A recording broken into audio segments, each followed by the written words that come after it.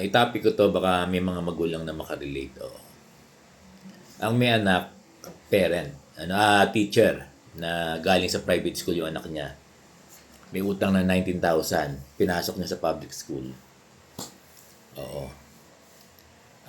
May utang po kami na 19,000 sa private school. Ngayon po, binigyan po ako ng directress ng private school ng letter na pwede pakitin yung anak ko na hindi sila magreklamo. At binigyan kami ng temporary SF10. Temporary. What do you mean? Xerox. Ganun pa din, ayaw pa po nila pasamahin kahit isama sa practice anak ko. Na isa-set aside nila din, pinicturan po anak ko na nag-iisa sa isang tabi habang nagpa-practice na alam ko bawal dahil television. Umuwi anak ko na lalaki umiiyak na pahiya daw sa lahat sa ginawa ko. Nagpunta ako, kinausap ko yung principal na sana wag ganon. Nakiusap po ako na pasamahin sa practice at babayaran ko. Need daw muna nilang SF10 bago isama sa practice. Oo nga, ginawa na raw niya lahat para kakarampot na rin yun. Makaakyat lang daw yung anak niya sa stage.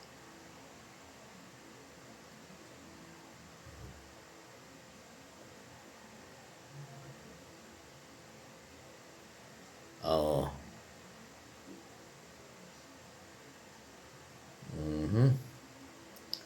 Alam mo, dear teacher, no, na may anak na galing sa private school.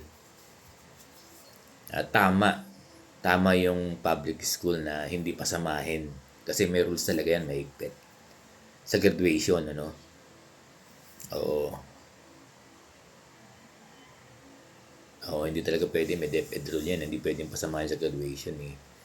Kung binigyan ka man ng directress na pwede nilang pasamahin, kaya lang hindi naman yun ang issue, eh. Ang issue rito, kailangan ng school nung official document. Yung official document na hard copy na hindi Xerox, o na SF10 Form 137. Hindi talaga pasasamahin, no. Ginagawa rin namin dito yan sa Caloocan High School. Sa graduation namin ng senior high school, ano, may mga case na ganyan talaga hindi pwedeng isama. Hindi talaga pwedeng isama. Ano naman yan, eh, wala namang problema dyan. Kapag nabigay mo yung SF10 ng anak mo, considered graduate na. Yun nga lang, hindi siya makakapanik ng stage. Kasi nga, may DepEd memo tungkol dyan. Mahigpit talaga. Unang-una, kapag wala kang yung official document mo ng SF10 Form 137, yung anak mo ay laging siya, temporary yung enrollment niya sa LIS. Temporarily enrolled. Hindi siya officially enrolled. Kaya ang status niya ganon. Unofficial yung kanyang enrollment. So, hindi tayo nagpapagraduate ng mga ganong status ng bata.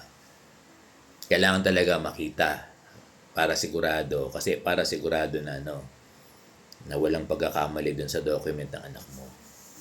Ganon. Hindi talaga pag-graduate kahit yung Sorbonne kasi kahit na binigyan ka ng Xerox copy, hindi naman yun yung official document, eh. Dati sa Xerox copy, mahirap yun. Mahirap magtiwala dun. Kahit na sinasabi ng directors na hindi sila, hindi naman yun ang issue. Kahit nga magdemanda sila, hindi naman.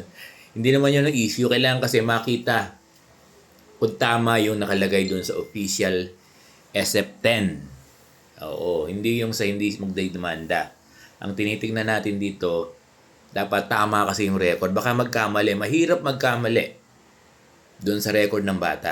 Kaya dapat official document. So, sana naintindihan nung teacher natin na magulang, no?